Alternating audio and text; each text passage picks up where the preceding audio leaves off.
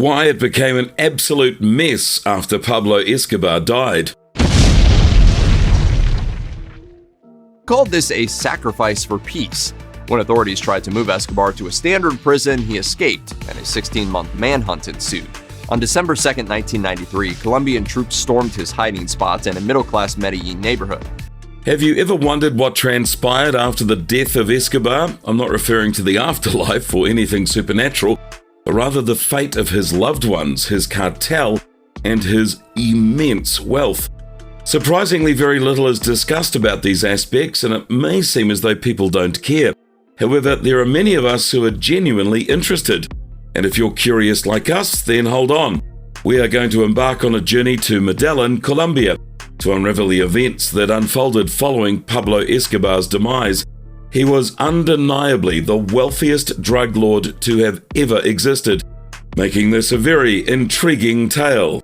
On December 2nd, 1993, the Colombian Army was in pursuit of Pablo Escobar. To be more precise, half of Colombia was after him. Rival cartels, a formidable group of mercenaries called Los Pepes, and even his own family were tirelessly scouring the deepest corners of Medellin in search of him. This marked the intense moments that led up to Escobar's death. He had gone into hiding when the Colombian government announced plans to transfer him to a standard prison facility. However, being the stubborn, egotistical man that he was, Escobar refused to surrender. Thus began a nationwide manhunt led by the Colombian government and a group of paramilitary forces who were unafraid to challenge the boundaries of morality and legality, much like Escobar himself. During this critical period, Escobar deviated from his usual tradition of celebrating his birthday with his family. Desperate to communicate with them, he decided to take a risk and made a phone call to his son. Little did he know that the Colombian government had intercepted the call, tracing it to a nearby tower, and that exposed his location. Within minutes, a convoy of armed military personnel descended upon his hideout with one objective: apprehend him. Realizing his grave and rather silly mistake of making a phone call, Escobar attempted to escape through the rooftop of his hideout, but it was too late. The building was swiftly overrun by soldiers. That was how Pablo Escobar, along with his trusted bodyguard Limón, was found and eventually killed on a rooftop, cornered like a rat. News of Escobar's death left his wife, Maria Victoria Henao, devastated. She couldn't help but feel that if he hadn't have made that phone call, he might have lived longer. With his passing, Escobar left behind the Medellin Cartel, his vast wealth, properties, and priceless artifacts. However, the most significant legacy he left behind was his family. Following Escobar's death, members of the Medellin Cartel turned to his wife to assume leadership. During Escobar's reign, Maria had been his partner in running the cartel, making her well suited to carry on their illicit activities. However, Maria had no desire to continue being involved with the cartel or the cocaine trade, so she took her two children, Manuela and Juan Pablo, and fled to Mozambique in Africa, seeking asylum.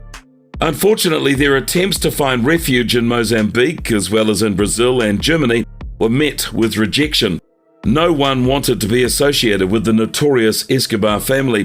Through some connections, though, they finally managed to enter Argentina as tourists, where they could live in relative anonymity. Although their identities were concealed, Maria's past as a member of the Medellin Cartel and as Pablo Escobar's wife continued to haunt her through media coverage. Aware of the potential dangers their infamous name posed, Maria made a difficult decision, changing her name from Maria Victoria Henao to Maria Isabel Santos Caballero, providing her family with a chance to live in peace. However, their respite was short-lived. In 1999, the Argentine government eventually discovered their true identities. After their arrest on money laundering charges in 2000, Maria and Juan Pablo faced imprisonment by the Argentine government.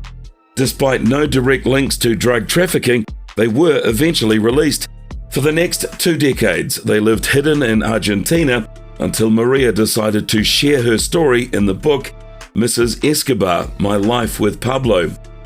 Revealing the hardships she had endured, Juan Pablo changed his name to Sebastian and wrote his own book portraying a kinder side of his father.